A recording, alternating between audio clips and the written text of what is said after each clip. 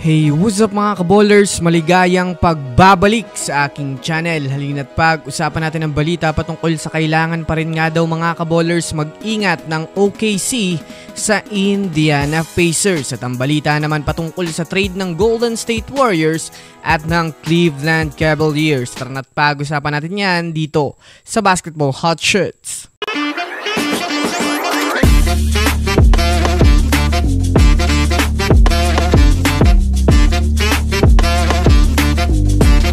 Una nga muna tayong dumako mga kaballers sa balita patungkol sa kailangan pa rin nga daw mga kaballers mag-ingat ng OKC Thunder sa Indiana Pacers. Well, alam naman nga po natin sa ngayon mga kaballers na nalalapit na nga po ang paghaharap ng Pacers at OKC Thunder. Nagaganapin naman nga po ito sa ikapang-6 na araw ng Hunyo. Sa magiging pag-aharap nga po mga kaballers ng OKC at ng Pacers ay base sa inilabas na balita mga kaballers ng ESPN, sobrang lamang nga daw mga kaballers ang OKC sa prediksyon ng mga NBA expert. Base sa impormasyon, mas marami nga daw mga kaballers offensive players ang Thunder kumpara sa Pacers na halos ang mga main superstar lamang ang halos gumagalaw. Ngunit base nga po mga kaballers sa inilabas na pahayag ni Reggie Miller, kahit sobrang ayos nga ng rotation at ng laro ng OKC, kakailanganin pa rin nga ho nilang mag-ingat sa Pacers. Ito ay dahil sa mas maraming player ang unexpected na nag-step up na sobrang malaking tulong ito para sa kanila.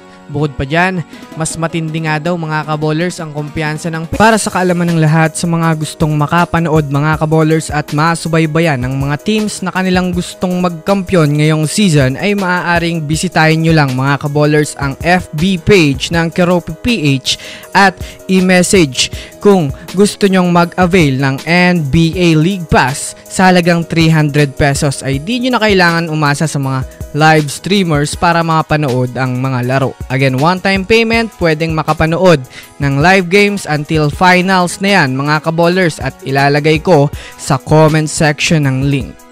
Samantala, dumako naman tayo mga kaballers sa balita patungkol sa trade ng Golden State Warriors at ng Cleveland Cavaliers.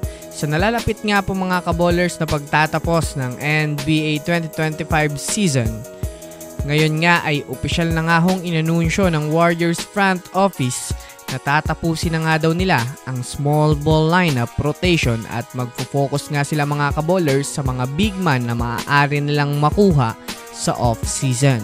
Kaya naman sa naging balita na iyon mga kaballers ay mas lalo nga pong uminit ang naging trade proposal ngayon ng mga ESPN analyst patungkol sa GSW. Makukuha nga po mga kaballers ng Golden State Warriors si Jarrett Allen kapag nga ho ibinigay ng Warriors sa Cavs si Tracy Jackson Davis at Buddy Hield. Base nga sa trade na yan mga kaballers, mas magkakaroon nga ang Cavs ng another shooter at isang batang sentro na mayroong malaking potensyal sa liga. Habang sa Warriors naman nga ho mga kaballers ay mabibigyan sila ng panibagong 7-foot big man na maaaring magpalakas sa kanilang front court. Kaya kung susumadahin nga natin mga kaballers, maaari nga talagang maikasa ito lalo pat parehong magbe-benefit nga po mga kaballers ang magkabila ang team.